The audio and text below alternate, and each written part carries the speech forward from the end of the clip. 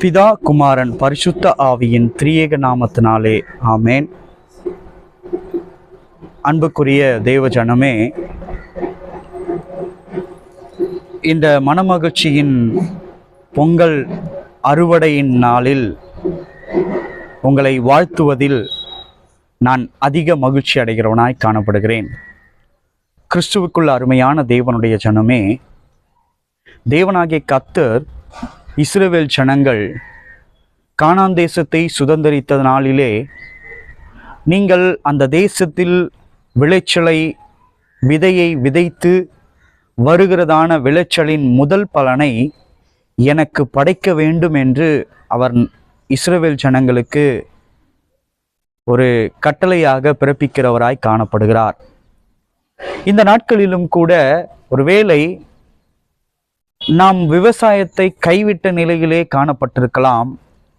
ஆனால் நம்முடைய கையின் பிரயாசத்தை பலனை தேவனுக்கென்று அர்ப்பணிக்கும் விதமாய் அதை வைத்து நாம் இன்றைய நாளிலே இதை நாம் கொண்டாடுகிறவர்களாய் காணப்படுகிறோம். ஜெபத்துடன் இதை நாம் துவங்குவோம். நல்ல ஆண்டவரே, இந்த நேரத்திலும் கர்த்தாவே, அறுவடை திருநாளை நாங்கள் மகிழ்ச்சியோடு கொண்டாடுகிறவர்களாய் காணப்படுகிறோம். சுவாமி, இஸ்ரவேல் ஜனங்களுக்கு கானான் தேசத்தை நீ சுதந்தரிக்கும் பொழுது எவ்விதமாய் கட்டளை கொடுத்தீரோ அது நிமித்தமாய் கர்த்தாவே, எங்களுடைய கையின் பிரயாசத்தின் முதல் பலனாய் இதை நாங்கள் கொண்டாடுகிறவர்களாய் காணப்படுகிறோம். சுவாமி, என் தேவனாகிய கர்த்தர் இதை ஏற்றுக்கொள்வீராக. இதை ஏற்றுக்கொண்டு அப்பா அகமகிழ்ந்து இது நிமித்தமாய் நீர் எங்களை ஆசீர்வதிப்பீராக. சுவாமி, இமைக்குரிய ஆசீர்வாதங்களும் மறுமைக்குரிய ஆசீர்வாதங்களும் நாங்கள் பெற்றுக்கொண்டவர்களாய் தேவ ராஜ்யத்தை சுதந்திரிக்கும்படியாய் உம்முடைய கற்பனைகளை நாங்கள் கை கொள்ளுகிறவர்களாய் காணப்பட நீர் எங்களை தகுதிப்படுத்துவீராக. நன்மைக்குள்ளாய் பிரவேசிக்க செய்வீராக. உம்முடைய தெய்வீக பிரசன்னம் என்றென்றைக்கும் எங்களோடு கூட இருந்து எங்களை வழிநடத்தட்டும். தூய ஆவியானவர் தாமே இந்த நிகழ்வு துவக்கம் முதல் முடிவு பரியந்தம் எங்களை உம்முடைய கற்பனையின் பிரகாரமாய் நாங்கள் வழிநடத்தப்பட எங்களோடு கூட இருந்து அவர் வழிநடத்தட்டும். சுவாமி, எல்லாவற்றுக்கும் மேலாய் இயேசுவின் மூலமாய் நாங்கள் கேட்கிறோம். ஜீவனுள்ள நல்ல பிதாவே, ஆமேன்.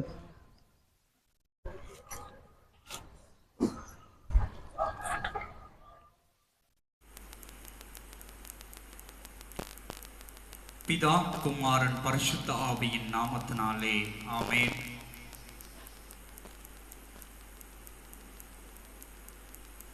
ஆண்டவரும் உலக இரட்சகருமாகிய இயேசு கிறிஸ்துவின் இனிதான நாமத்தினாலே இந்த அறுவடை திருநாள் விழாவை பங்கேற்கும்படியாய் வந்திருக்கிறதான உங்கள் யாவருக்கும் இயேசு கிறிஸ்துவின் இனிதான நாமத்தினாலே என்னுடைய வாழ்த்துக்களை நான் தெரிவித்துக் கொள்கிறவனாய் காணப்படுகிறேன்.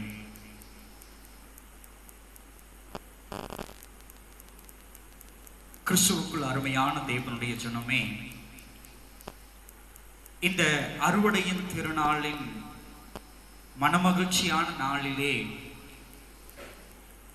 தேவனுடைய வார்த்தையை கேட்கும்படியாய் வந்திருக்கிறதான நீங்கள் எதற்காக இந்த அறுவடையின் திருநாள், எந்த நோக்கத்துக்காக இந்த அறுவடையின் திருநாளை தேவனாகிய கர்த்தர் ஜனங்களுக்கு கொண்டாடும்படியாய் செய்தார் என்பதை குறித்து இன்றைய நாளிலே நாம் பார்க்கிறவர்களாய் காணப்பட போகிறோம். ஜெபத்தோடு கூட நாம் அதை தியானிக்கிறவர்களாய் காணப்படுவோம். ஜெபம் செய்வோம். ஆதியும் அந்தமுமாய் இருக்கிற தேவாதி தேவனை உம்மை நன்றியோடு நாங்கள் தொழுது கொள்கிறோம், ஸ்தோத்திரிக்கிறோம். சுவாமி, எல்லாவற்றுக்கும் மேலானவராய் எல்லாமுமாய் இருக்கிறபடியினாலே உம்மை தொழுது கொள்ளும்படியாய் இந்த அறுவடையின் திருநாளிலே நாங்கள் கூடி வந்திருக்கிறோம். சுவாமி, இந்த மனமகிழ்ச்சியின் நாளில் நீர் எங்களுக்கு கொடுத்ததான கற்பனைகளின்படி நாங்கள் கொண்டாடுகிறவர்களாய் காணப்படுகிறோம். தேவநாமம் மகிமைப்படும்படியாய் இவைகள் அத்தனையும் நீர் ஏற்றுக்கொள்வீராக. உம்முடைய நாமம் மகிமைப்படும்படியாய் இதை நீர் ஏற்றுக்கொண்டு எங்களை நீர் ஆசீர்வதிப்பீராக சுவாமி.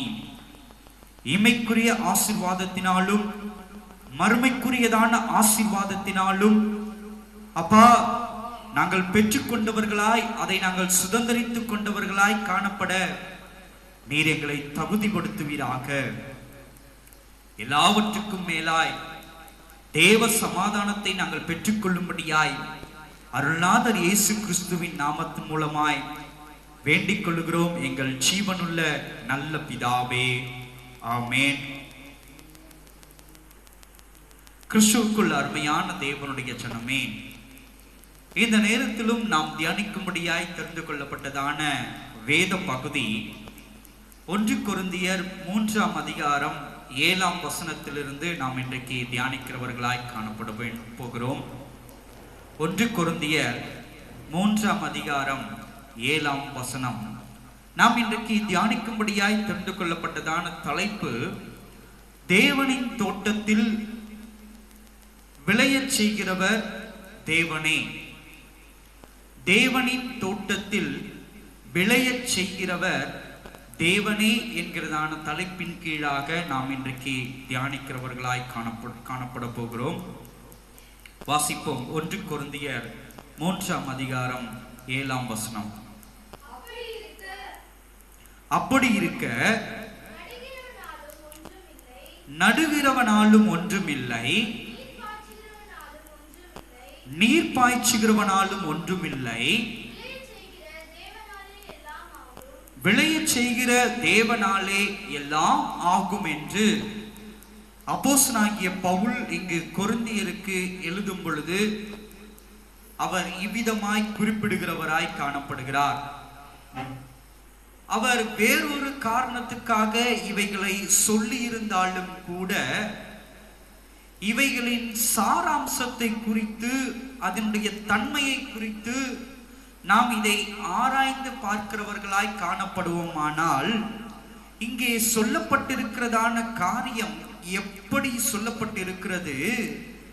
இப்படி இருக்க நடுகிறவனாலும் ஒன்றுமில்லை, நீர் பாய்ச்சுகிறவனாலும் ஒன்றுமில்லை, விளையச் செய்கிற தேவனாலே எல்லாம் ஆகும் என்று அப்போஸ்தலனாகிய பவுல் இங்கே சுட்டி காட்டுகிறவராய் காணப்படுகிறார். கிறிஸ்துவுக்குள் அருமையான தேவனுடைய ஜனமே, ஆம், இங்கே நாம் எவ்வளவு பிரயாசங்கள் பட்டாலும் இப்பிரபஞ்சத்திலே நாம் ஒன்றும் சேர்க்க முடியாத நிலையாய் காணப்படுகிறது. காரணம் என்ன? வசனம் சொல்லுகிறபடி பிசாசானவன் வந்து களைகளை விதைத்து விட்டு போகிறான் என்று வசனம் நமக்கு சுட்டி காட்டுகிறதாய் காணப்படுகிறது. அவன் விதைக்கப்படுகிறதான களைகள் எப்படிப்பட்ட களைகளாய் காணப்படுகிறது? உலக மாயையை காண்பிக்கும் பொருட்டாக உலகத்தின் மகிழ்ச்சியை, நிலையில்லாத மகிழ்ச்சியை காண்பித்து இதுதான் நிலையானது, இதுதான் நம்பகத்தன்மை உடையது, இதுதான் உனக்கு கொடுக்கப்பட வேண்டியது என்பதை நம்மை வெறுமனே ஒரு மாயையை அவன் காண்பித்து மதிமயங்க செய்கிறபடியினாலே அந்த மதிமயக்கத்துக்குள்ளாய் நாம் இருக்கிறபடியினால் இன்றைக்கு நாம் எப்படிப்பட்டவர்களாய் காணப்பட்டு கொண்டிருக்கிறோம்? எப்படிப்பட்டவர்களாய் காணப்பட்டு கொண்டிருக்கிறோம்? உண்மையான விளைச்சலின் பலனை நாம் பெற்றுக்கொள்ளாதவர்களாய் அல்லது உண்மையான விளைச்சலின் பலனை நாம் அனுபவிக்காதவர்களாய், சுதந்திரிக்காதவர்களாய்த்தான் நாம் காணப்பட்டு கொண்டிருக்கிறோம். இந்த வசனத்தில் சொல்லப்பட்டிருக்கிறபடி நீர் பாய்ச்சுகிறவனாலும் அல்ல. எப்படி இந்த வசனம் என்ன சொல்லுதாங்க? நடுகிறவனாலும் அல்ல, நீர் பாய்ச்சுகிறவனாலும் அல்ல, விளையச் செய்கிறவர் தேவனே என்று இங்கு சொல்லப்படுகிறதாய் காணப்படுகிறது. கிறிஸ்துவுக்குள் அருமையான தேவனுடைய ஜனமே, உங்கள் இருதயமாகிய நிலம் எப்படிப்பட்டதாய் காணப்படுகிறது என்பதை குறித்து நீங்கள் ஆராய்ந்து பார்க்கிறவர்களாய் காணப்பட வேண்டும். உங்கள் இருதயமாகிய நிலத்தில் நீங்கள் எவைகளை விதையாக இட்டு எப்படிப்பட்டதான செடிகளை நீங்கள் முளைப்பிக்க பண்ண போகிறீர்கள் என்பதை குறித்ததான வெளிப்பாடு உள்ளவர்களாய் காணப்பட வேண்டும். மீண்டுமாய் நான் சுட்டி காட்டுகிறவனாய் காணப்படுகிறேன். நான் உலக காரியங்களை குறித்து இங்கு ஒரு பொழுதும் பேசுகிறவனாய் வரவில்லை. நான் ஆவிக்குரியதான காரியங்களை குறித்து பேசுகிறவனாய் உங்களிடத்திலே கடந்து வந்திருக்கிறவனாய் காணப்படுகிறேன். கிறிஸ்துவுக்குள் அருமையான தேவனுடைய ஜனமே, நம்முடைய இருதயம் நிலத்துக்கு ஒப்பாய் வேதவசனம் நமக்கு சுட்டி காட்டுகிறதாய் காணப்படுகிறது. இந்த இருதயமாகிய நிலத்திலே எப்படிப்பட்டதான விதைகளை நாம் விதைக்கிறோம் என்பதில் நாம் கருத்துள்ளவர்களாய் காணப்பட வேண்டும். ஒருவேளை பிசாசானவன் வந்து களைகளை அவன் விதைக்கிறவனாய் காணப்பட்டாலும் சரி, அந்த களைகளை காண்பித்து இதுதான் மனமகிழ்ச்சிக்குள்ளாய் உன்னை என்றென்றைக்கும் வைத்திருக்கும், இதுதான் நீ தேடுகிறதான மகிழ்ச்சி என்று அவன் சுட்டி காட்டும் பொழுது அல்லது நம்மிடத்திலே எடுத்துரைக்கும் பொழுது அதை பார்த்து அதை கேட்டு மதிமயங்கி போகாதவர்களாய் தேவன் விளைவிக்கிற நிலமாய் நம்முடைய நிலம் காணப்பட வேண்டும். புரியுதா உங்களுக்கு? நம்முடைய நிலம் எவ்விதமாய் காணப்பட வேண்டும்? கவனிக்கணுங்க. நம்முடைய நிலம் எவ்விதமான நிலமாய் காணப்பட வேண்டும்? ஏன் நம்முடைய நிலம் தேவன் விளைவிக்கிற நிலமாய் காணப்பட வேண்டும்? என்னதான் நாம் பிரயாசப்பட்டு நாம் முட்டி மோதி முழங்கால் படியிட்டு ஜெபித்து எப்படியாவது நான் ஆவிக்குரிய ரீதியிலே நான் நிலையுள்ளவனாய் காணப்பட வேண்டும், ஆணித்தனம் உள்ளவனாய் காணப்பட வேண்டும் என்று இருதயத்தின் விருப்பத்தோட கூட நாம் தேவனை தொழுது கொண்டிருந்தாலும் சரி, ஒரு கட்டத்திலே ஒரு சந்தர்ப்ப சூழ்நிலையிலே ஒவ்வொரு நாளும் நாம் பாவம் செய்கிறவர்களாய் காணப்படுகிறோம். உண்மைதானே? உண்மைதானே? ஒவ்வொரு நாளும் ஏதாவது ஒரு பாவத்தை நாம் செய்யாதவர்களாய் காணப்படுகிறோமா? இல்லை. ஏதாவது ஒரு பாவத்தில் நாம் விழுந்து விடுகிறவர்களாய் காணப்படுகிறோம்.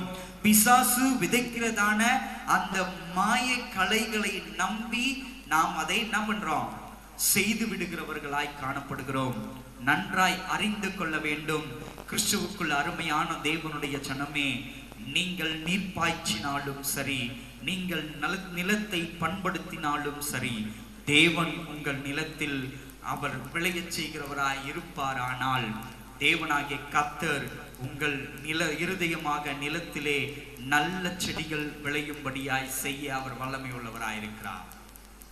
ஆகவேதான் சீஷர்களுக்கு ஒரு இடத்திலே அவர் குறிப்பிடும் பொழுது ஒரு ஊமையை அவர் சுட்டி காட்டுகிறவராய் காணப்படுகிறார்.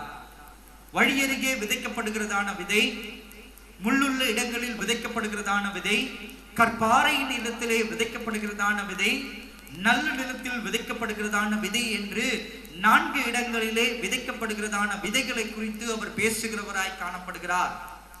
வழி அருகே விதைக்கப்படுகிறதான விதையின் நிமித்தமாய் அநேகர் அந்த வழியாய் நடந்து போகும் பொழுது அவர்கள் கால்களின் கீழே அந்த விதைகள் மிதிக்கப்பட்டு நசுக்கப்பட்டு நொறுங்குண்டு போவதன் நிமித்தமாய் அவைகள் பலன் கொள்ளாமல் அவர்கள் மாண்டு போகிறது என்பதை குறித்து இயேசுவானவர் சுட்டி காட்டி இருக்கிறார்.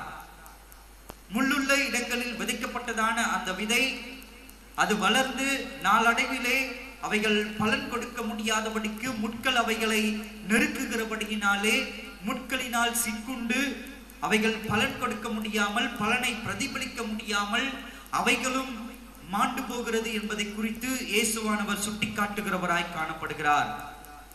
அதே போல கற்பாறை நிலத்தில் விடுபட்டதான சில விதைகள் வளர்ந்து அவைகள் பலன் கொடுக்க முடியாத நிலை காணப்படுகிறது. எவ்விதமாக? காய்கிறதான வெயிலின் நிமித்தமாய் தீந்து கரிந்து அவைகள் மாண்டு போகிறது நிமித்தமாக அவைகளால் முழுமையாய் வளர்ச்சி அடைய முடியாமல் பலன் கொடுக்க முடியாமல் போகிறது என்பதை குறித்து அவர் சுட்டி காட்டுகிறவராய் காணப்படுகிறார்.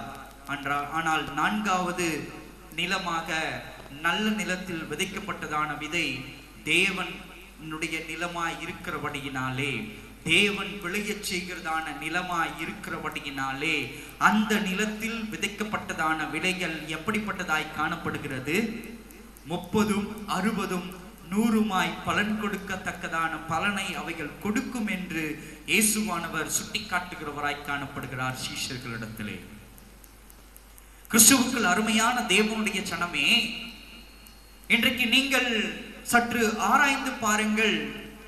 நீங்கள் சீஷத்துவத்தோட காணப்பட போகிறீர்களா, அல்லது கிறிஸ்தவன் என்கிறதான அடையாளத்துடன் காணப்பட போகிறீர்களா என்பதை குறித்து உங்கள் இருதயத்தை நீங்கள் ஆராய்ந்து பாருங்கள். நான் இன்றைக்கு எவ்விதமாக என்னுடைய இருதயமாகிய நிலத்தை நான் வைத்துக் கொள்ள போகிறேன், இந்த இருதயமாகிய நிலத்திலே நான் எவ்விதமான கனி கொடுக்கிறதான செடிகளை நான் விளைவிக்க செய்ய போகிறேன். ஏனென்றால் வசனம் சொல்லுகிறது, நல்ல கனிகள் கொடுக்கிறதான திராட்சை செடிகள் தேவன் எதிர்பார்க்கிறவராய் காணப்படுகிறார். நல்ல கனி கொடுக்காத திராட்சை செடிகளோ வெட்டுண்டு அக்னியிலே போடப்படும் என்று வசனம் நமக்கு சுட்டிக்காட்டப்படுகிறதாய் காணப்படுகிறது. கிறிஸ்துவுக்குள் அருமையான தேவனுடைய ஜனமே, நம்முடைய இருதயமாகிய நிலம் எப்படிப்பட்ட நிலமாய் இருக்க வேண்டும்? அது தேவன் விளைவிக்க தகுந்த நிலமாய் நம்முடைய நிலம் காணப்பட வேண்டும்.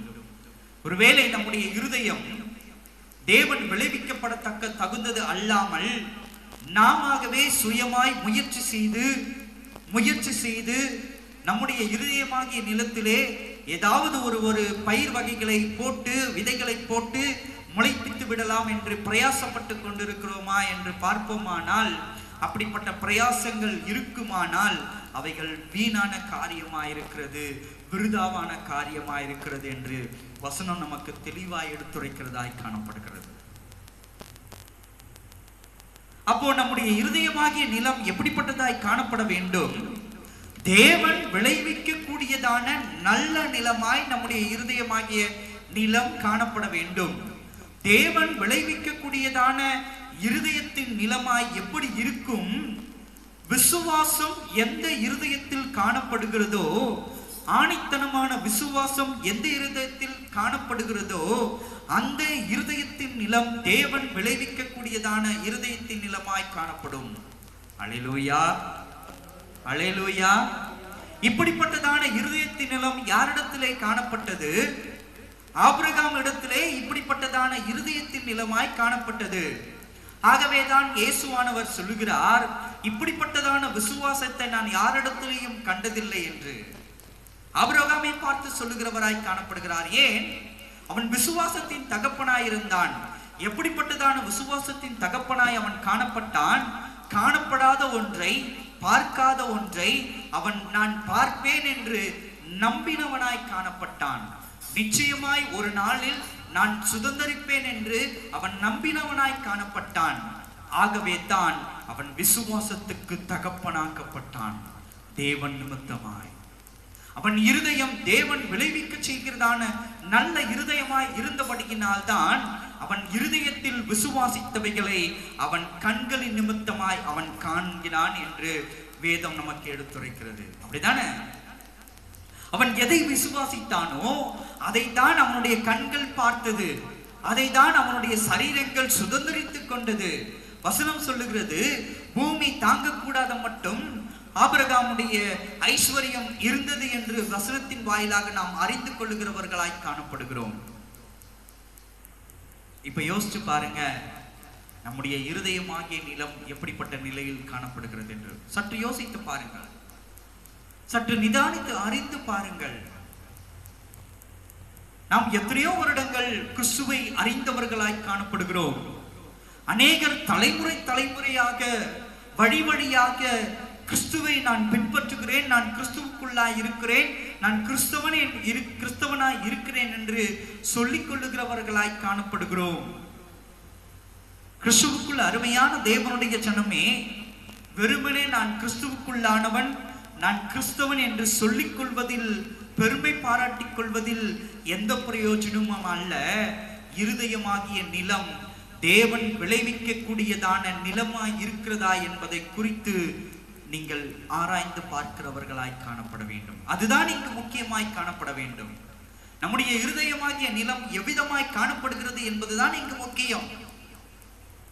அப்படி நம்ம தேவன் விளைவிக்கக்கூடியதான இருதயமான நிலமாய் இருந்தால் மாத்திரம்தான் அவர் விளைச்சலை பெருக பண்ணி நீ விசுவாசிக்கிறதான அந்த விசுவாசத்தின்படி உனக்கு அளந்து கொடுக்கிறவராய் காணப்படுகிறார். அப்படிதான வசனம் சொல்லுது நமக்கு. அவர் எப்படி அளந்து கொடுக்கிறார்? உன் விசுவாசத்தின்படி, உன் விசுவாசத்துக்கு தகுந்தாற்படி உனக்கு அளந்து கொடுக்கப்படும். அப்போ உன் இருதயமாகிய நிலத்தில் நீ எவைகளை அறிக்கை செய்து எவைகளை நீ விசுவாசித்துக் கொண்டிருக்கிறாயோ அவைகளால் விதைகளாக இடப்பட்டு முளைப்பிக்கப்பட்டு செடிகளாய் வளர்ந்து கனிகளாய் கொடுக்கப்படும். இப்ப யோசிச்சு பாருங்களேன், உங்க இருதயத்துல கள்ளம், கபடம், திருட்டுத்தனம், புறங்கூறுதல், பொறாமைகள், கசப்புகள் இவைகள் அத்தனையும் உன் இருதயமாகிய நிலத்தில் இருக்குமானால் அந்த விசுவாசத்தின்படி கிரியைகள் தான் என்ன பண்ணும் முளைத்து வெளிவருகிறதாய் காணப்படும். அதுதானே, நீ எதை விதைக்கிறாயோ அதுதான் முளைத்து அதனுடைய பலனைத்தான் அது வெளியே கொடுக்கிறதாய் காணப்படும். உன் இருதயம் தீட்டுள்ளதும் கருக்குள்ளதுமாய் இருக்குமானால் உன் இருதயமாகிய நிலத்திலிருந்து விளைந்து வருகிறதான செடியினுடைய பலனும் எவ்விதமாய் காணப்படும்? தீட்டுள்ளதும் கருக்குள்ளதுமாய் தான் காணப்படும். ஒருவேளை இன்றைய நாளிலே உங்கள் இருதயமாகிய நிலம் தேவனுக்கென்று நீங்கள் அர்ப்பணம் செய்து அந்த இருதயமாகிய நிலத்தை நீங்கள் பரிசுத்தப்படுத்துவீர்களானால், அந்த இருதயமாகிய நிலத்தை நீங்கள் தூய்மைப்படுத்துவீர்களானால், அந்த இருதயமாகிய நிலத்தை நீங்கள் சுத்தப்படுத்துவீர்களானால், அதை பண்படுத்துவீர்களானால், அந்த இருதயமாகிய நிலத்தில் தேவனாகிய கர்த்தர் நல்ல விளைச்சலை, கனிதரும் விளைச்சலை, அவர் விரும்பத்தக்கதான ருசியுள்ள கனிதரும் விளைச்சலை அவர் விளைய செய்கிறவராய் காணப்படுகிறார். ஒரு காரியத்தை நன்றாய் அறிந்து கொள்ள வேண்டும். இருதயத்தின் நிலம் உங்களுடையது.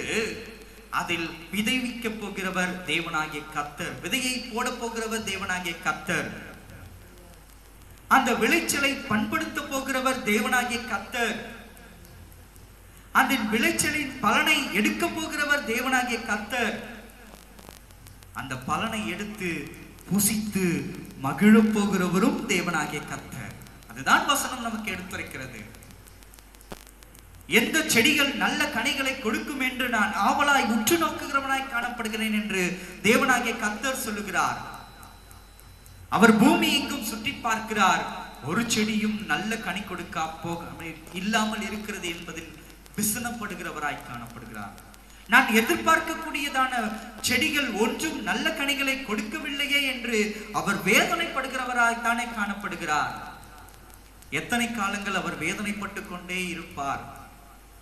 நீ கிறிஸ்தவன் என்று அடையாளத்தோட ஒருவேளை காணப்படுவாயானால் தேவனாகிய கர்த்தர் அனுதினமும் உன்னிடத்திலிருந்து நல்ல கனி வராதா, நல்ல கனி கிடைக்காதா, என்றாவது ஒரு நாள் நான் உன்னிடத்தில் நல்ல கனி கிடைத்துவிடும், அதை நான் புசித்து விடுவேன் என்று அவர் எதிர்பார்த்து காத்திருக்கிற தேவனாயிருக்கிறார். எப்பொழுது அவருடைய விருப்பத்தை நீ நிறைவேற்றுகிற பிள்ளையாய் காணப்பட போகிறார்? உன் இருதயத்தை எப்பொழுது நீ தூய்மைப்படுத்த போகிறாய்? உன் இருதயத்தை நீ எப்பொழுது பரிசுத்தப்படுத்த போகிறாய்? உன் இருதயத்தை நீ எப்பொழுது பண்படுத்த போகிறாய்? கிறிஸ்துவுக்குள் அருமையான தேவனுடைய ஜனமே, இந்த அறுவடையின் திருநாளில் உன்னுடைய இருதயம் பண்படுத்தப்பட வேண்டியதாய் காணப்படுகிறது. இந்த அறுவடையின் திருநாளில் உன் இருதயம் பரிசுத்தமாக்கப்பட வேண்டியதாய் காணப்படுகிறது. ஏனென்றால் அவர் பாவத்தை காணாத சுத்த கண்ணனாய் இருக்கிறார். பாவத்தை பார்க்க மாட்டாத தேவாதி தேவனாய் அவர் இருக்கிறார். ஒருவரும் சேரக்கூடாத ஒளியில் வாசம் செய்கிற தேவாதி தேவனாய் அவர் இருக்கிறபடியினாலே பாவத்தோடு கூட தீட்டுப்பட்ட இருதயத்தோடு கூட ஒருவனும் அவரிடத்தில் பிரவேசிக்க முடியாது என்று வேத வசனம் நமக்கு தெளிவாய் சுட்டி காட்டுகிறது. வேதவசனம் நமக்கு தெளிவாய் சுட்டி காட்டுகிறது. உன் இருதயத்தில் நீ நினைத்துக் கொண்டிருக்காதே, நான் ஞானஸ்நானம் எடுத்து விட்டேன், நான் திருவிருந்தில் பங்கேற்றுக் கொண்டிருக்கிறேன், நிச்சயமாய் நான் பரலோகத்தில் பிரவேசித்து தேவனை தரிசிப்பேன் என்று நினைத்துக் கொண்டிருக்காதே. உன் இருதயமாகிய நிலம் தூய்மைப்பட்டிருக்க வேண்டும். எவன் ஒருவனுடைய இருதயம் தூய்மைப்பட்டிருக்கிறதோ அவன் மாத்திரம்தான் தேவனை தரிசிக்க முடியும் என்று தேவனாகிய கர்த்தர் திட்டமும் தெளிவுமாய் நமக்கு சொல்லி இருக்கிறார். மோசே கேட்கிறான், தேவனே நான் உம்மை பார்க்க வேண்டும் என்று கேட்கிறான். அவன் கேட்கும் பொழுது அவர் சொல்லுகிறார், ஒருவனும் என்னை பார்க்க கூடாதே, ஏனென்றால் ஒருவரும் பார்க்க மாட்டாத ஒளியில் வாசம் செய்கிறவர் அல்லவா நான். ஏன் அந்த ஒளியின் பிரகாசம் அவ்வளவு தூய்மையானது, பரிசுத்தமுடையது. அவன் கேட்பது என்ன? நான் உம்முடைய முகத்தை பார்க்க வேண்டும் என்று கேட்கிறான். ஆனால் கொடுக்கப்படுகிறதான பதில் என்ன? அந்த பிரகாசத்தையே நம்மால் பார்க்க முடியாது. ஏன் பார்க்க முடியாது? அந்த பிரகாசமே அவ்வளவு பரிசுத்தமான பிரகாசமாய் காணப்படுகிறது. அந்த பிரகாசத்தை நீ பார்க்க வேண்டுமானால் உன் இருதயம் பரிசுத்தமாக்கப்பட்டதாய் காணப்பட வேண்டும்.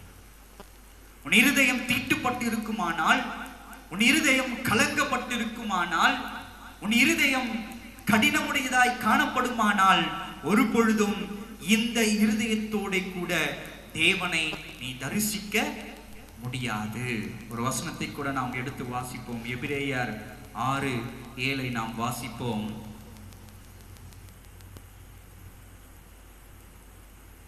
எபிரேயர் 6:7.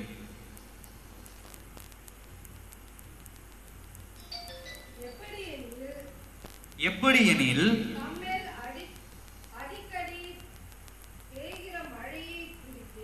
தம்மேல் அடிக்கடி பெய்கிற மழையை குடித்து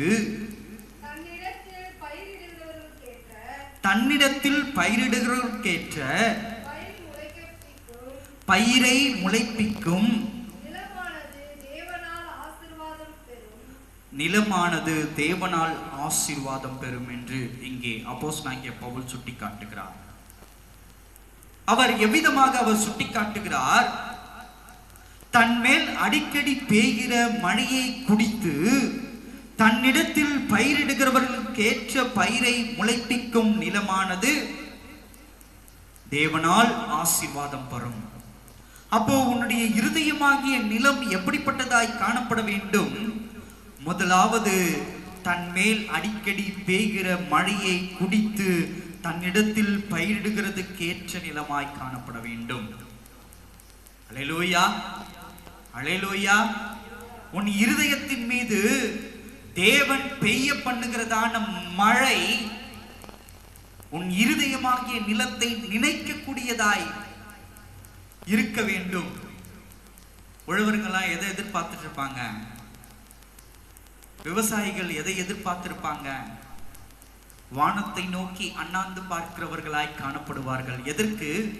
வானத்திலிருந்து மழையாய் நீர் பொழிந்து பூமியை நனைக்க பண்ணும் நாளிலே நாம் பூமியை உழுது பண்படுத்தி அதிலே விதை விதைப்போமானால் நல்ல விளைச்சலை நாம் பெற்றுக்கொள்வோம் என்று விவசாயிகள் வானத்தை அண்ணாந்து பார்த்து காத்திருக்கிறவர்களாய் காணப்படுவார்கள், எப்பொழுது மழை பொழியும் என்று. இங்கே வசனமும் அவ்விதமாகத்தான் குறிப்பிட்டு சொல்லப்பட்டிருக்கிறது. யார் யாருடைய இருதயமாகிய நிலத்தில் மழை அடிக்கடி பெய்ய பண்ணுகிறதோ, எப்படிப்பட்ட மழை? தேவன் பெய்ய பண்ணுகிறதான மழை பெய்து கொண்டிருக்கிறதோ, உன் இருதயமாகிய நிலத்தை நினைய பண்ணி கொண்டிருக்கிறதோ, நினைத்து கொண்டிருக்கிறதோ, நனைத்து கொண்டிருக்கிறதோ, அந்த இருதயமாகிய நிலத்தில் தான் தேவன் விதைக்கிறதான விதை முளைப்பிக்க பண்ணப்படும் என்று இங்கே அப்போஸ்தலனாகிய பவுல் சொல்லுகிறார். அது எப்படிப்பட்டதான மழை? எப்படிப்பட்டதான மழை அது? சொல்லுங்க பார்க்கலாம். எப்படிப்பட்டதான மழை அது? தூய ஆவியானவர் பெய்ய பண்ணுகிறதான மழை.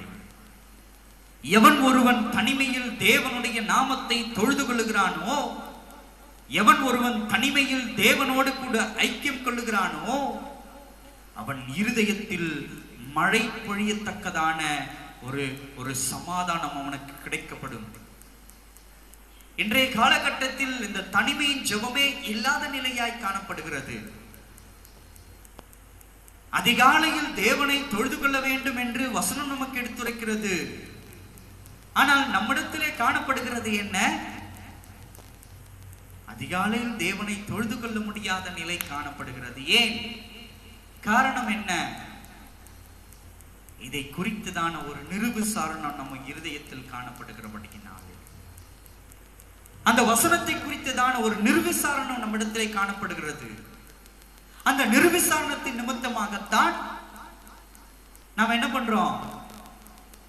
அதை ஆணைத்தனமாய் நம்பி விசுவாசித்து அவைகளை கை கொள்வதை காட்டிலும் பரவாயில்ல, கிருபை நிமித்தமாய் ஆண்டவராகிய இயேசு கிறிஸ்து என்னை நிச்சயமாய் பரலோகத்துக்கு கொண்டு போய் விடுவார். ஏனென்றால் வசனம் சொல்லுகிறது, ஒருவன் ஆவியினாலும் ஜலத்தினாலும் பிறவாவிட்டால் தேவனுடைய ராஜ்யத்தில் பிரவேசிக்க மாட்டான் என்று வசனம் சொல்லி இருக்கிறது அல்லவா. நான் தான் ஆவியினாலே பிறந்து விட்டேன், ஜலத்தின் ஞானஸ்நானத்தினாலும் பிறந்து விட்டேன். ஆகவே கிருபையின் பிரமாணத்தின் நிமித்தமாய் தேவன் மன்னிக்கணும், இயேசு கிறிஸ்து என் மீது அன்பாய் இருக்கிறபடியினாலே, என் மீது கிருபையாய் இருக்கிறபடியினாலே அவர் என்னை பிதாவாகிய தேவனுடைய வீட்டிலே கொண்டு போய் சேர்த்து விடுவார் என்கிறதான குருட்டு நம்பிக்கையோடு இன்றைக்கு நாம் வாழ்ந்து கொண்டிருக்கிறோம். நம்மிடத்தில் காணப்பட்டு கொண்டிருப்பது என்ன? ஒரு குருட்டு நம்பிக்கை, ஒரு ஒரு குருட்டு நம்பிக்கை. இந்த குருட்டு நம்பிக்கை யாரிடத்தில் இருந்தது தெரியுமா? பிலேயாம் இடத்திலே காணப்பட்டது. அவன் ஒரு நல்ல தீர்க்கதரிசி தான், நான் இல்லை என்று சொல்லவில்லை. ஆண்டவராகிய இயேசு கிறிஸ்துவினுடைய வருகையை குறித்தெல்லாம் அவன் தீர்க்க தரிசனமாய் உரைத்திருக்கிறவனாய் காணப்படுகிறான். பிலேயாம், நான் இல்லை என்று சொல்லவில்லை, மறுக்கவும் இல்லை. ஆனால் அவன் செய்ததான காரியம் என்ன? அற்ப உலக பொக்கிஷத்துக்காய் அவன் ஆசைப்பட்டவனாய் காணப்பட்டு தேவன் செய்யக்கூடாது என்றதான சொன்ன காரியத்தை அவன் செய்தவனாய் காணப்பட்டான் அல்லவா. அவன் என்ன செய்தான்? அந்த ராஜா இந்த பிலேயாம் இடத்திலே இஸ்ரவேல் ஜனங்களுக்கு நேராய் நீ சென்று அவர்களை சபிக்க வேண்டும் என்று சொல்ல பொழுது இவன் அதை கேட்டு அந்த ராஜா கொடுக்கிறதான வெகுமதிகளுக்கு ஆசைப்பட்டவனாய் அதன் மீது இச்சை கொண்டதின் நிமித்தமாக அவன் சென்று சபிக்க முற்படுகிறவனாய் காணப்படுகிறான். இஸ்ரவேல் ஜனங்களை சபிக்கும்படியாய் அவன் போகிறதான வழியிலே தேவனாகிய கர்த்தர் கழுதையின் நிமித்தமாய் பேசுகிறவராய் காணப்படுகிறார். கழுதை பிலேயாம் இடத்திலே வாய் திறந்து பேசுகிறது, பிலேயாமே நீ போகிறது எங்கே? ஒரு குருட்டு நம்பிக்கை. செய்கிற காரியத்தை நாம் செய்துவிட்டு பிற்பாடாக நாம் மன்னிப்பு கேட்டுவிட்டால் தேவனாகிய கர்த்தர் நம்மை மன்னித்து விடுவார். கிறிஸ்து நமக்காக கல்வாரி சிலுவையில் மரித்திருக்கிறார், அந்த இரத்தத்தின் நிமித்தமாய் எனக்கு பாவ மன்னிப்பு கிடைக்கப்பட்டு விடும் என்கிறதான ஒரு குருட்டு நம்பிக்கை. இயேசுவானவர் எந்த பாவத்துக்காய் மரித்திருக்கிறார்? தேவனுக்கும் மனிதனுக்கும் இருந்ததான பிளவுபட்டிருந்ததான அந்த பாவத்துக்காய் தன் ஜீவனை விலைக்கிரயமாய் கொடுத்திருக்கிறார். எந்த பாவத்துக்கு? எந்த பாவத்துக்கு? தேவனுக்கும் மனித குலத்துக்கும் தடைப்பட்டிருந்ததான அந்த பாவத்துக்கு தன் ஜீவனை விலைக்கிரயமாய் கொடுத்து அவர் நம்மை மீட்டெடுத்து தேவனோடு கூட ஐக்கியப்படுத்தும்படியாய் அந்த பாவத்துக்காய் கல்வாரி சிலுவையிலே தன் ஜீவனை கொடுத்திருக்கிறார். ஆனால் நாம் நினைத்துக் கொண்டிருக்கிறது என்ன? இன்றைக்கு பிசாசு விதைக்கப்படுகிறதான அந்த கலைகளின் மாயையை நாம் செய்துவிட்டு, அப்படிப்பட்டதான பாவங்களை நாம் செய்துவிட்டு, இச்சையான காரியங்களை நாம் இச்சித்து அதை செய்துவிட்டு வயது முதிர்ந்த நாளிலே ஆண்டவரே இயேசுவே என் வாலிப பிராயத்தில் நான் செய்ததான பாவத்தை எனக்கு மன்னியும் என்று நீங்கள் கேட்பீர்களானால் எப்படி உங்களுக்கு மன்னிக்கப்படும்? வசனம் தெளிவா இருக்கிறது அல்லவா? நான் வருவேன், நான் வருவது நீதியுள்ள நியாயாதிபதியாய் வருகிறேன், அவன் செய்த கிரியைக்கு தக்கதான பலனை நான் கொடுப்பேன் என்று அவர் சொல்லி இருக்கிறார் அல்லவா? நீ செய்ததான கிரியைக்கு தக்க பலன் உனக்கு கிடைக்கப்படும். நன்றாய் கூர்ந்து கவனிக்க வேண்டும். நீ செய்ததான கிரியைக்கு தக்க பலன் உனக்கு கிடைக்கப்படும்.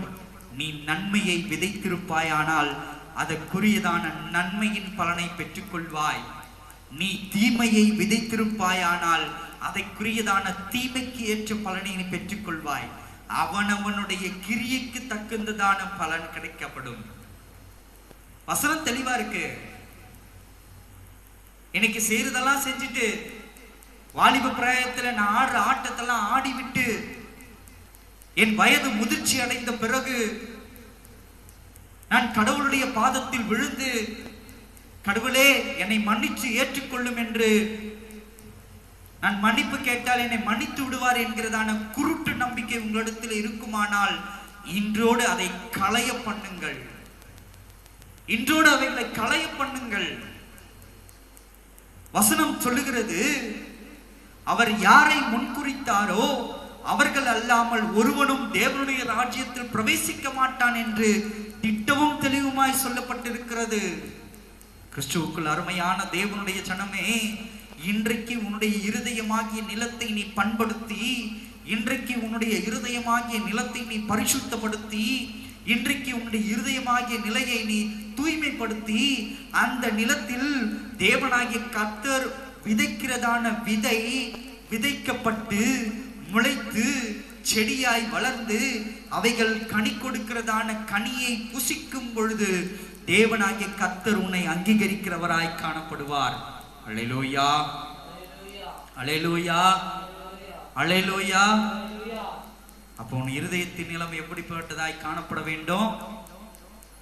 பரிசுத்தமுடைய இருதயமாய் காணப்பட வேண்டும். ஒருவேளை இன்றைக்கு நீ பாவத்தை செய்து கொண்டு, பாவத்தில் நீ விளையாடி கொண்டு, பாவத்தில் துணிகரமாய் நீ இருப்பாயானால் அந்த பாவத்துக்குரிய பலன்தான் அவர் வருகையிலே உனக்கு கொடுக்கப்படுகிறதாய் காணப்படும். அப்போஸ்தலனாகிய பவுல் தெளிவா சொல்றாரு. மீண்டும் ஒரு வாட்டி கூட நான் வாசிக்கலாம்னு நினைக்கிறேன். 6-7 வசனத்தை நான் வாசிக்கிறேன் பாருங்க. அவர்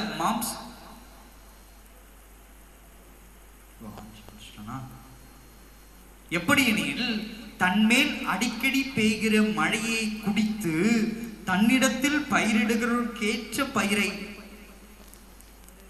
புரியுதா? தன்மேல் அடிக்கடி பெய்கிறதான மழையை குடித்து, அடிக்கடி பெய்து கொண்டே இருக்க வேண்டும் தூய ஆவியானவர் உங்கள் மீது.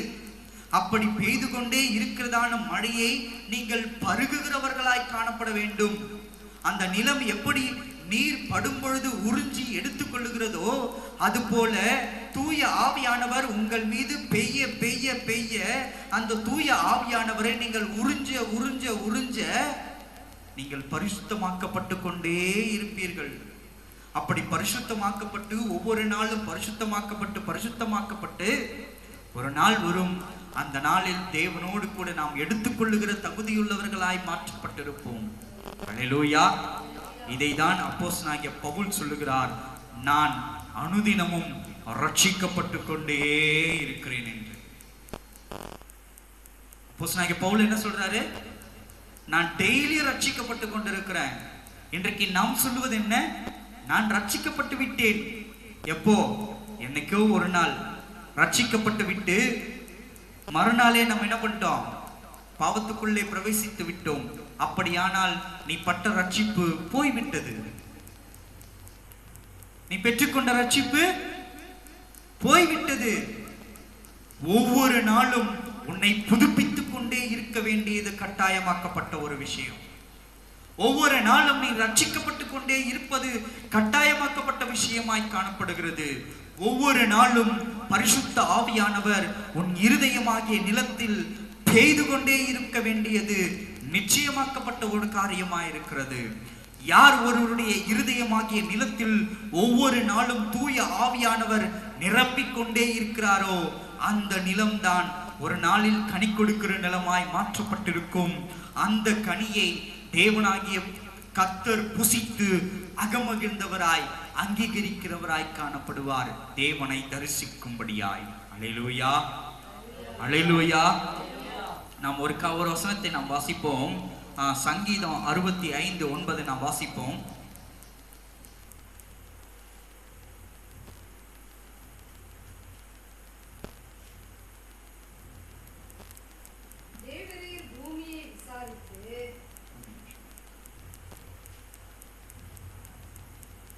வாசிங்க.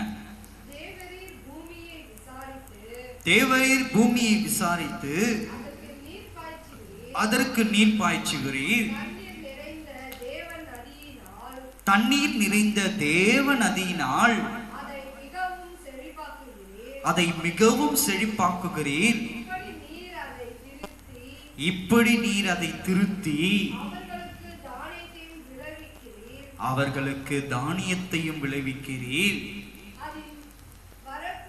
அதன் வரப்புகள் தனியத்தக்கதாய் அதன் படைச்சல்களுக்கு தண்ணீர் இறைத்து அதை மழைகளால் கரைய பண்ணி அதன் பயிரை ஆசீர்வதிக்கிறீர். வருஷத்தை உம்முடைய நன்மையால் முடிசூட்டுகிறீர். உமது பாதைகள் நெய்யாய் பொழிகிறது. வனாந்திர தாவரங்களிலும் பொழிகிறது. மேடுகள் சுற்றிலும் பூரிப்பாகிறது. மேய்ச்சலுள்ள வெளிகளில் ஆடுகள் நிறைந்திருக்கிறது. பள்ளத்தாக்குகள் தானியத்தால் மூடி இருக்கிறது. அவைகள் கெம்பீரித்து பாடுகிறது என்று தாவீதுக்காரன் இங்கே நமக்கு சொல்லுகிறவனாய் காணப்படுகிறான். கிறிஸ்துவுக்குள் அருமையான தேவனுடைய ஜனமே, இங்கே சொல்லப்பட்டிருக்கிறதான காரியம், தேவரீர் பூமியை விசாரித்து அதற்கு நீர் பாய்ச்சுகிறீர். தண்ணீர் நிறைந்த நதியினால் அதை மிகவும் செழிப்பாக்குகிறீர். இப்படி நீர் அதை திருத்தி அவர்களுக்கு தானியத்தை விளைவிக்கிறீர் என்று சங்கீதக்காரன் சொல்லுகிறவனாய் காணப்படுகிறான். அப்போ நம்முடைய நிலம் எப்படிப்பட்டதாய் இருக்கணும்? தேவன் விளைவிக்கிற தகுந்த நிலமாய் காணப்பட வேண்டும். தேவன் நீர் பாய்ச்சுகிறதுக்கு தகுந்த நிலமாய் காணப்பட வேண்டும். எல்லாவற்றுக்கும் மேலாய் இந்த நிலத்துக்கு சொந்தக்காரர் தேவனாகிய கர்த்தராய் இருக்க வேண்டும். அல்லேலூயா, அல்லேலூயா. வெறுமனே நாம் சொல்லிக் கொள்வதில் அவர் சொந்தக்காரர் ஆகிவிட முடியாது. அதைதான் அவர் சொல்லுகிறார். இதோ வாசற்படியில் நின்று கதவை தட்டுகிறேன். ஒருவன் என் சத்தத்தை கேட்டு திறப்பானாகில் அவனுக்குள் பிரவேசித்து அவனோடு கூட நான் போஜனம் பண்ணுவேன் என்று ஆண்டவராகிய இயேசு கிறிஸ்து நமக்கு சொல்லுகிறவராய் காணப்படுகிறார். உன் இருதயமாகிய நிலம் எப்படிப்பட்டதாய் காணப்படுகிறது? உன் இருதயமாகிய நிலம் யாருடையதாய் இருக்கிறது? உன் இருதயமாகிய நிலம் தேவனுடையதாய் இருக்கிறதா? உன் இருதயமாகிய நிலத்தின் சொந்தக்காரர், பயிரை விளைவிக்கத்தக்கதான சொந்தக்காரர் யாராய் இருக்கிறார் என்பதை குறித்து இன்றைக்கு நீ நிதானித்து அறிந்து கொள்ளுகிற பிள்ளையாய் காணப்பட வேண்டும். உன் இருதயத்தின் நிலத்தின் சொந்தக்காரர் யார்?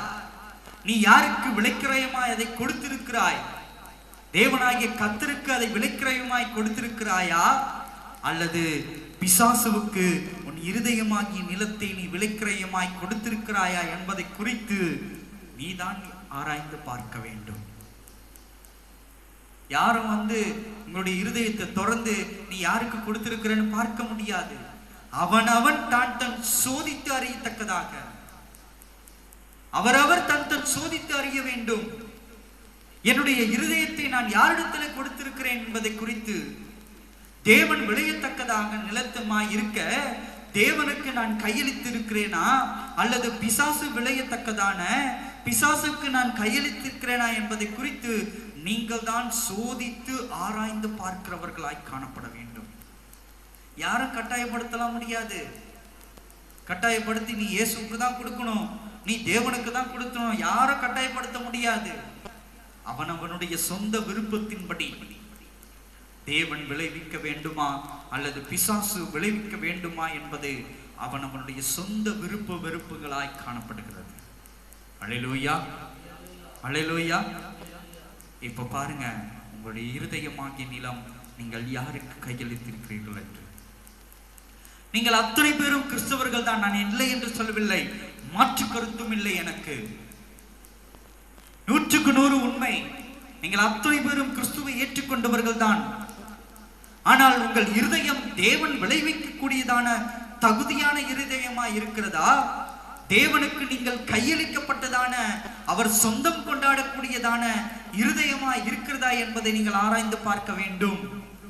உங்கள் இருதயத்தை யார் சொந்தம் கொண்டாடி கொண்டிருப்பது இந்த நேரத்திலே? அதுதான் முக்கியம். இந்த நேரத்திலே உங்கள் இருதயத்தை யார் சொந்தம் கொண்டாடி இருப்பது? தேவனாகிய கர்த்தரா, பிசாசுவா? உங்கள் இருதயத்தை தேவனாகிய கர்த்தர் சொந்தம் கொண்டாட வேண்டுமானால் இன்றைக்கு நீங்கள் அர்ப்பணியுங்கள். இந்த அறுவடையின் திருநாள் ஒரு விசேஷித்ததான அறுவடையின் திருநாளாய் காணப்படட்டும். இந்த அறுவடையின் திருநாள் தேவன் நம் நிலத்தை பயிரிடுகிற நிலமாய் மாற்ற தகுந்ததாய் நாம் அர்ப்பணிக்கிறவர்களாய் காணப்பட வேண்டும். யோவான் சுவிசேஷம் 15ஆம் அதிகாரம் 5ஆம் வசனம் நமக்கு சுட்டிக்காட்டுகிறது. யோவான் 5:15, மன்னிக்கணும், 15:5.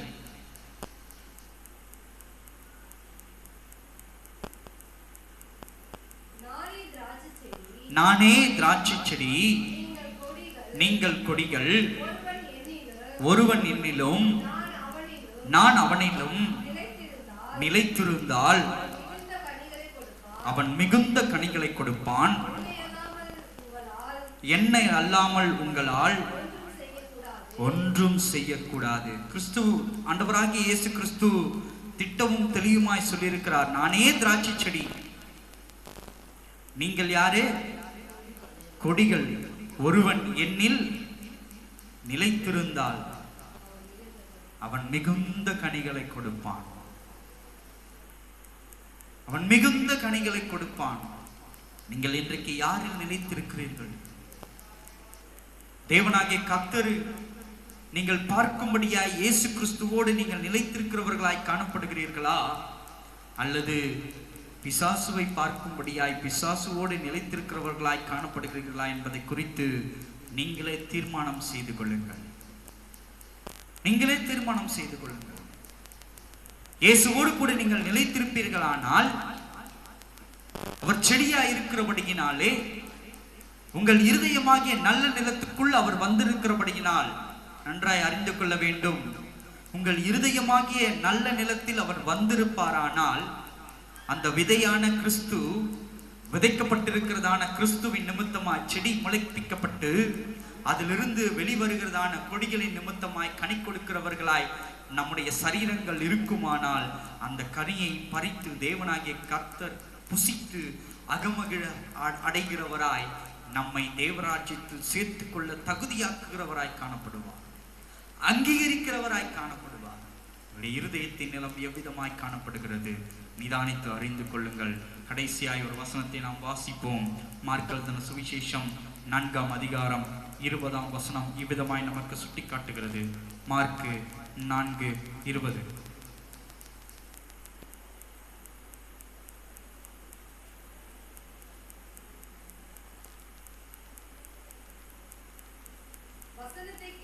வசனத்தை கேட்டு ஏற்றுக்கொண்டு 1:30, 1:60, 100 பலன் கொடுக்கிறார்கள். இவர்களே நல்ல நிலத்தில் விதைக்கப்பட்டவர்கள் என்றார். யார் நல்ல நிலத்தில் விதைக்கப்பட்டவர்கள்? 1:30, 1:60, 100 எந்த நிலத்தின் விதைகள் முளைப்பிக்க பண்ணி விளைச்சலை விளைய பண்ணி இருக்கிறதோ அந்த நிலத்தில் விதைக்கப்பட்டதான நிலம் நல்ல நிலம். உன் இருதயமாகிய நிலம் எப்படிப்பட்டதா இருக்கிறது என்பதை குறித்து நீங்களே தீர்மானம் செய்து கொள்ளுங்கள். நீங்கள் 30, 60, 100 பலனளிக்கக்கூடியவர்களாய் காணப்படுகிறீர்களா? தேவன் எதிர்பார்க்கக்கூடியதான ருசி மிகுந்ததான கனிகளை கொடுக்கிறவர்களாய் காணப்பட போகிறீர்களா என்பதை குறித்து நீங்கள் தான் தீர்மானம் செய்து கொள்ள வேண்டும். கிறிஸ்துவுக்குள் அருமையான தேவனுடைய ஜனமே, இந்த அறுவடையின் திருநாளின் விழாவை நாம் கொண்டாடி கொண்டிருக்கிறவர்களாய் காணப்படுகிறோம். அறுவடையின் திருநாளின் விழா ஒரு கொண்டாட்டத்துக்காய் அல்லாமல் நம்முடைய இருதயமாகிய நிலம் நல்ல நிலமாய் மாற்றப்படுவதற்கு ஒரு ஒரு ஒரு விழாவாய் இந்த விழா காணப்பட இருக்கட்டும்.